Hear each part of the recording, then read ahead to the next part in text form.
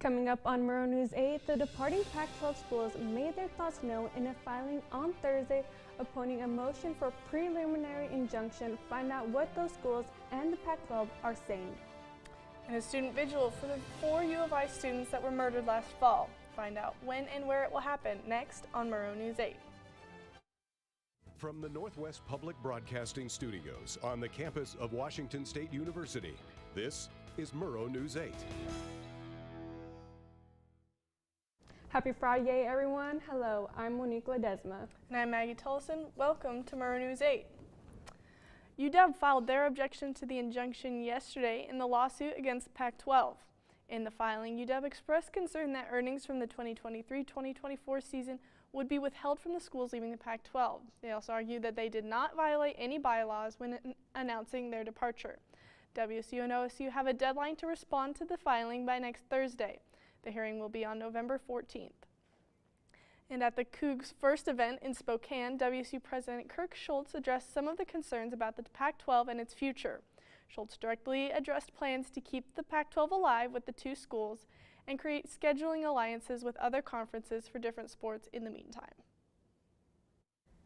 Well, Family Weekend is going to be in full effect starting tonight. Our reporter Brendan Jin is outside getting more details for us.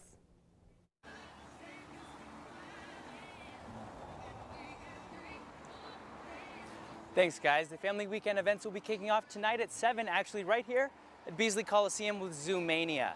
Both basketball teams will be showing off their skills on the court, and it will be followed by a Young Gravy concert.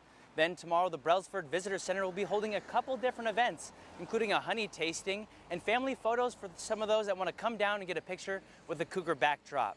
Then Saturday night, kickoff starts at 6 for the Stanford Cardinal game. Cougs will be taking on the Stanford Cardinal, and that matchup will be talked about later in the sports block by me in the studio.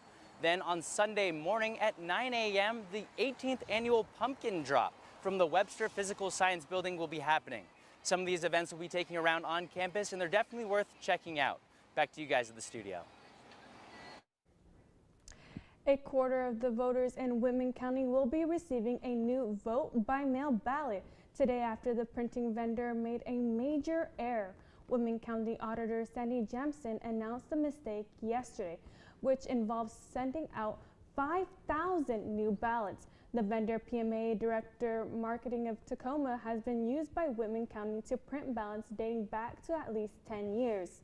The company failed to split the ballots at the precinct level for all of the unincorporated areas in Whitman County and a handful of voters in the city of Pullman. Also, the auditor's office says before the filing period opened, Councilor Francis Benjamin was the only candidate who'd announced his run for Pullman mayor. Councilor Ellen McNair and retired Pullman teacher Deb McNeil fired their candidacy for the position Monday.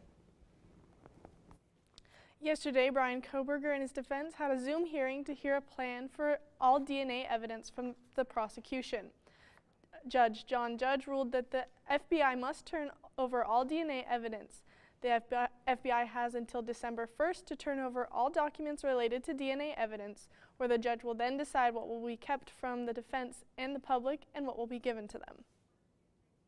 University of Idaho students will host a vigil on Monday, November 13, in memory of 4 students killed a year ago in a quadruple murder.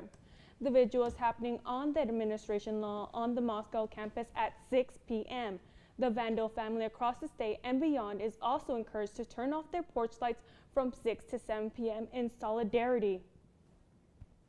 And Home Depot hosted a community meeting this morning regarding its proposed Moscow store. The meeting was intended to allow parties to discuss neighborhood and community impacts along with mitigation, also design and construction elements. The plan calls for a 136,000 square foot store to be developed. Well, Maggie, today in Pullman I felt a little warmer and I saw a little more sun out there, as well as the skies being more clear after a week of rain. What does today's forecast look like for us? Well, today is definitely going to be a little bit better than the rainy weather we've been seeing all week. As you can see, it's partly cloudy. We do see that sun starting to peek out just a little bit with the high of 54 and a low of 43. I do want to point out, though, that we do have some 6 to 11 mile per hour winds. So you still want probably a sweatshirt, but today is going to be looking a little bit better. Although I wouldn't hold on to that too much. I'll let you know the full forecast for your family day or family weekend coming up later in the broadcast. Back to you, Monique. Thank you, Maggie. Passengers are suing Alaska Airlines over the off-duty pilot trying to shut down a plane on a flight from Everett to San Francisco. Find out how Alaska Airlines is responding, and President Joe Biden is traveling to Maine to pay respects to the victims of the mass shooting last week. All that and more coming up next. There was an old woman who lived in a shoe. She had so many children, she didn't know what to do.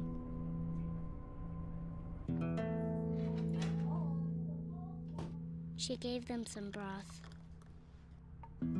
without any bread and kissed them all soundly and put them to bed. Hunger is a story we can end. End it at feedingamerica.org.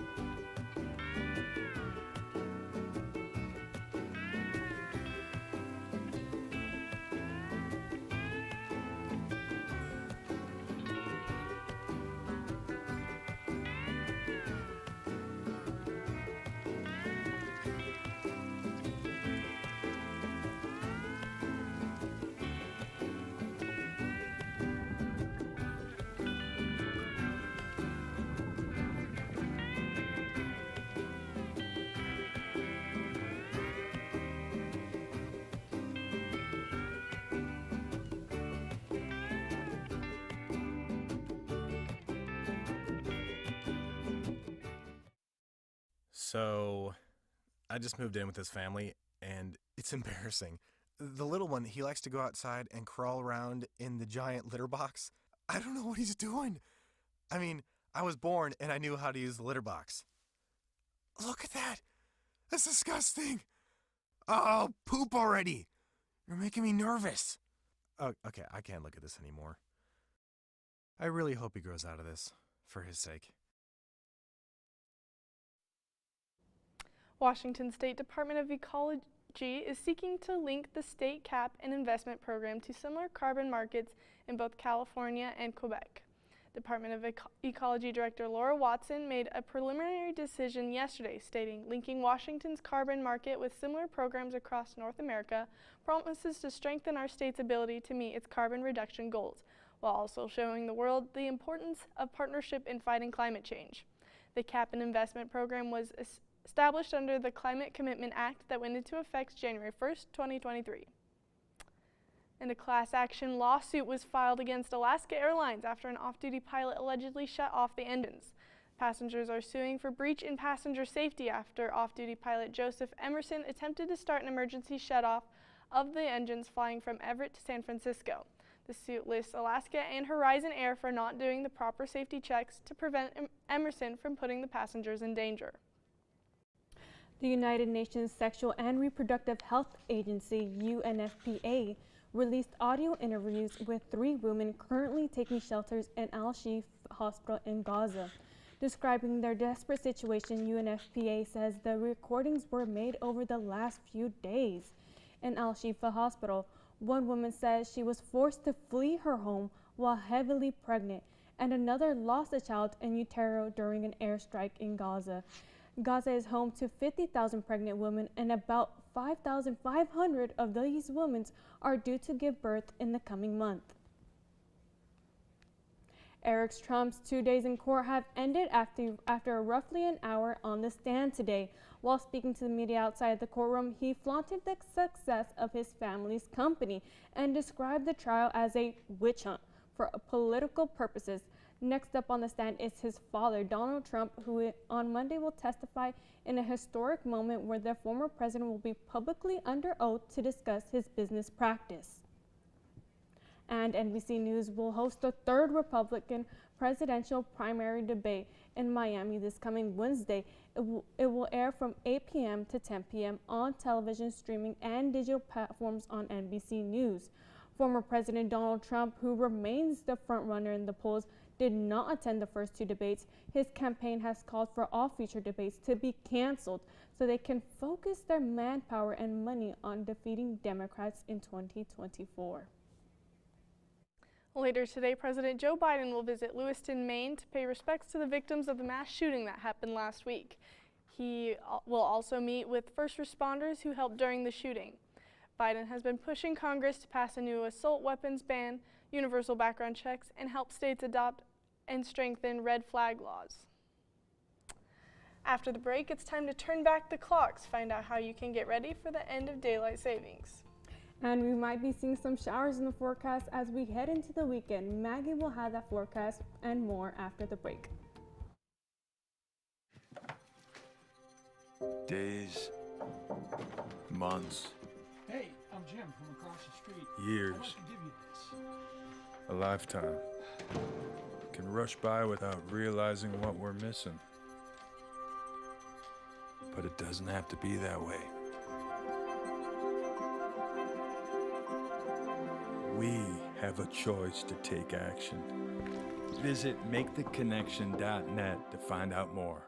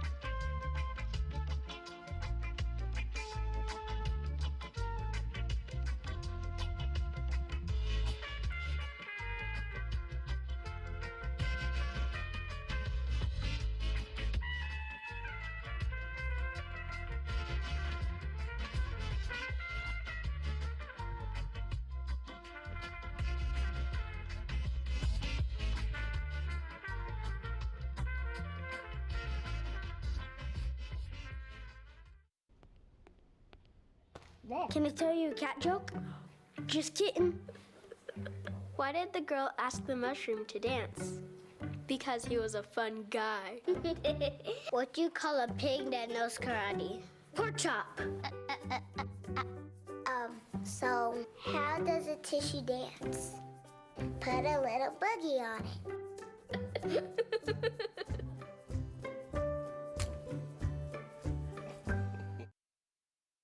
All daylight saving this year comes to an end this Sunday at 2 a.m. You could set your clocks back an hour and gain an extra hour of sleep. Well, Maggie, I'm so happy to have an extra hour of sleep. The days getting darker sooner have definitely made me tired faster, but I am so happy with all the rain we've had here in Pullman. Will we see any rain tomorrow at the game, or are we in the clear yet?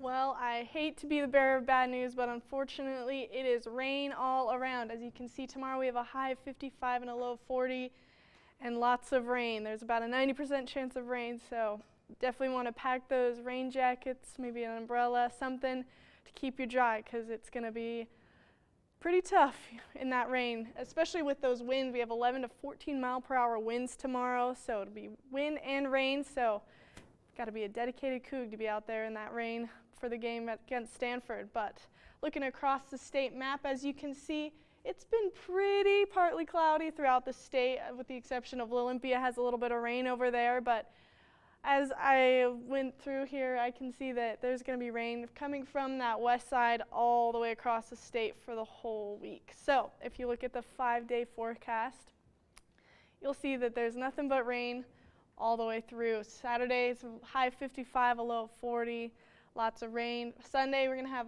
a little bit cooler, 54 and 40.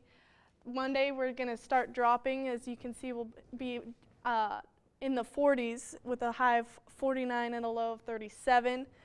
Tuesday is a high of 48 and a low of 34. And then Monday we're going to start seeing those freezing temperatures again. As you can see, we'll get rid of that rain, but we'll be a high of 47 and a low of 30. So you'll Get those ice scrapers out for your cars if you haven't already. Pack those rain jackets, those sweatshirts. It's going to be a cold one. Back to you at the desk. Thank you, Maggie. After the break, the football and volleyball team are getting ready for matchups with Stanford. Brendan will have matchup previews for those games and more. And a story you're not going to want to miss, as our reporter Ethan Kramer sat down with the captain of the men's basketball team, Andre Yakanosis, to learn more about the senior from Northern Macedonia.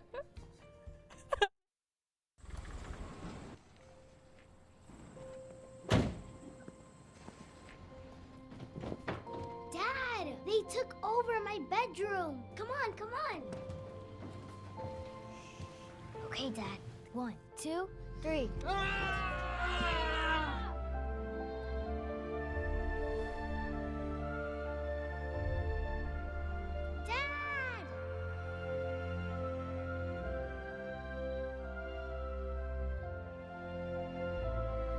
You saved me.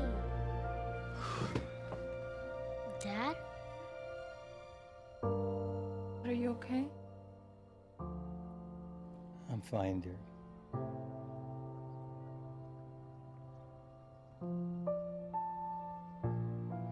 Your hero needs you now, and AARP is here to help. Find the care guides you need at aarp.org/caregiving.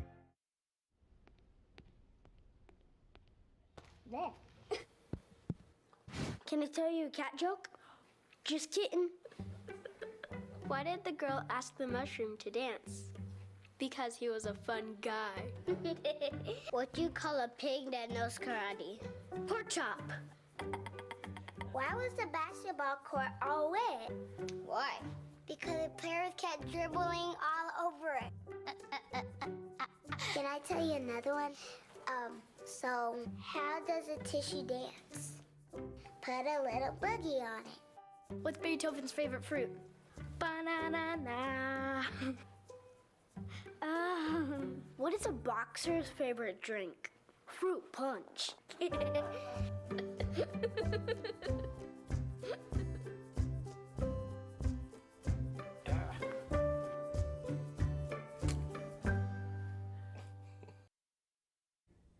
The Cougar football team is back in action at Giesa Field this weekend, and they're looking to bounce back against the Stanford Cardinal.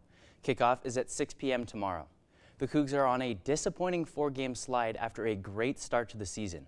The Cougar defense is going to have their hands full against the Cardinal offense, as wide receiver Eilick Amanor is 4th in the Pac-12 for receiving yards per game. For the last stretch of the season, WSU needs to win 2 more games out of the final 4 of the regular season to secure a bowl game. The Cougs have won the last 6 straight matchups against Stanford. The WSU volleyball team has a top 10 matchup today as they head to the Bay Area to take on the Stanford Cardinal and Cal. Stanford is currently 5th in the nation and sits on top of the Pac-12 with a record of 18-3. The Cougs will try to get their first program win in Maples Pavilion against Stanford tonight at 6. And on Sunday, WSU will head to the East Bay to take on the Cal Golden Bears at noon. After dropping both games to the Oregon schools last weekend, the Cougs fell to 9th in the national rankings, but they are still in a good position to make the NCAA tournament. The WSU soccer team is finishing up the regular season in Seattle tonight as they take on the Washington Huskies. Kickoff is set for 7 p.m. The Cougs and the Huskies have traded the last 2 meetings, with each side winning on the road. The Cougs are 9, 5, and 4 on the season and are hopeful for an NCAA tournament bid that comes out on Friday. Coming up in WSU athletics, the basketball season kicks off on November 6th on the Palouse. The women's basketball season will tip off first at 4 p.m. in Beasley Coliseum against the Cal Poly Mustangs. The Cougs earned their first preseason ranking in program history at 24th in the nation, after winning the Pac-12 championship last year. The team is led by All-American guard Charlize Ledger-Walker and center Bella Mercatete. Then the men's team will take on their neighbors of the University of Idaho Vandals at 8 p.m., also in Beasley Coliseum. The men's team is projected to finish in the regular season at 10th in the Pac-12, despite being 6th in the conference last season. Charlize Ledger-Walker was named to the Naismith Award watch list, being one of 10 players from the Pac-12 conference on the list. Charlize Ledger-Walker averaged 17 points per game and almost 6 rebounds per game last season. Andrei Yakimovsky is getting set for his 4th year in Pullman. Ethan Kramer sat down with the 6'8" standout forward from North Macedonia to learn more.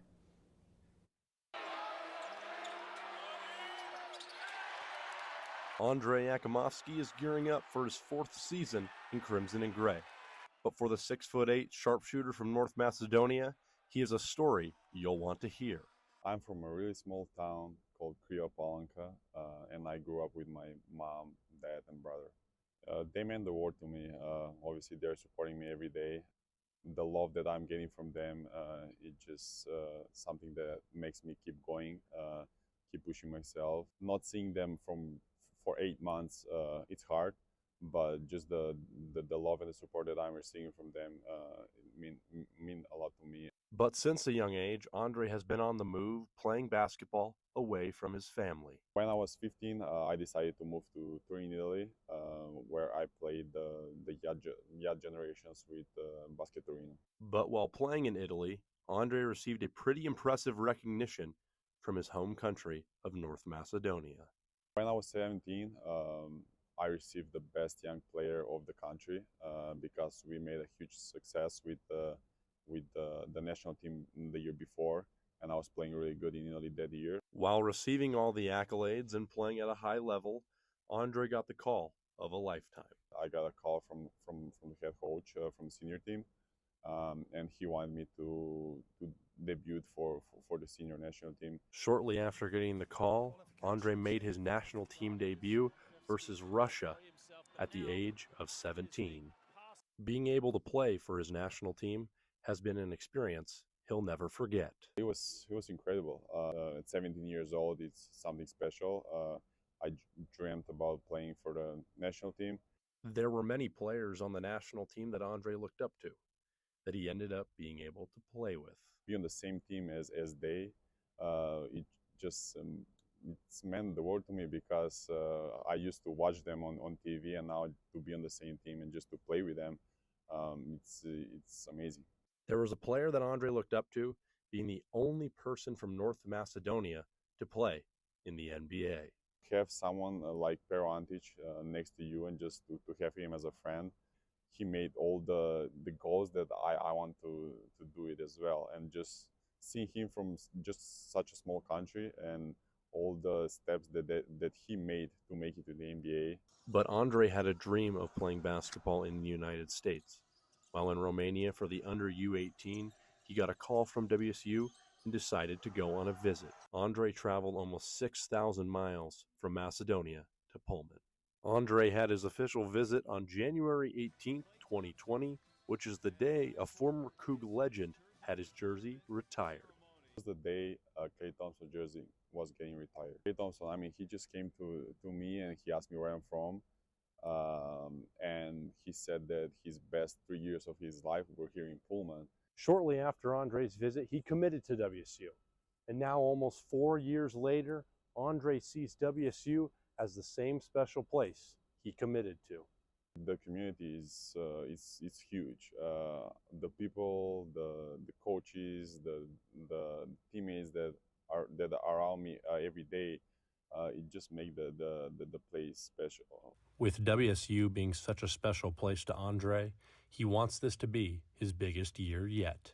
For being 4th-year guy here in the program and to be the oldest player in the program, I need to be a vocal leader, and that's what the coaches wants from me. Being that vocal leader is important, as he has one major goal in mind. Coming from Europe is a dream of mine, to play in March Madness. Now Andrei and the Cougs open their season on November 6th versus the Idaho Vandals as they begin their quest for the NCAA tournament. Reporting in Pullman, Ethan Kramer, Murrow, News 8. Well, Maggie, I certainly can't wait to watch Cougar basketball in action. And with Zoomania coming up, perfect time, the stars are aligning. And are you going to participate in any Zoomania events today? I haven't totally decided. We'll see how things go, but it'll be definitely exciting to see the basketball team in action for sure. Well, aside from the basketball team, Young Gravy will be in Pullman. That's pretty exciting. I don't really listen to his music, but who knows? Yeah, it'll be exciting for Yeah. sure. After the break, find out how one man responded to a family stealing all of the candy from the one house on Halloween night. Next. You're looking at me in the future. Okay.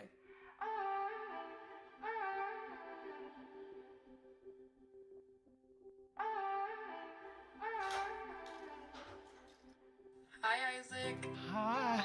Wait a second. Do you know who I am? Julia. This is Jaina. Into the future. I just wanted to talk to you about what happened with those two girls. Oh, yeah?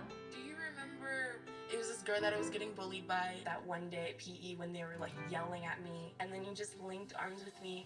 I don't think you know how much like that helped me, because like I finally like knew that I had somebody. Because of you, Isaac, and what you did for me years ago, I grew up to be more independent and love myself and just be a little bit more confident. Aw, I'm like a little tearing up right now. Just to see her in the future just blossom and look beautiful, and that was really amazing.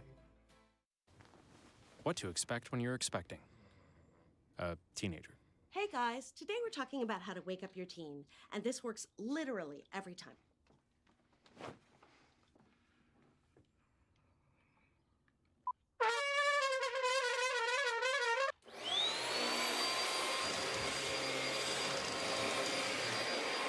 Give kisses. Give kisses. Look. Give kisses. Give kisses.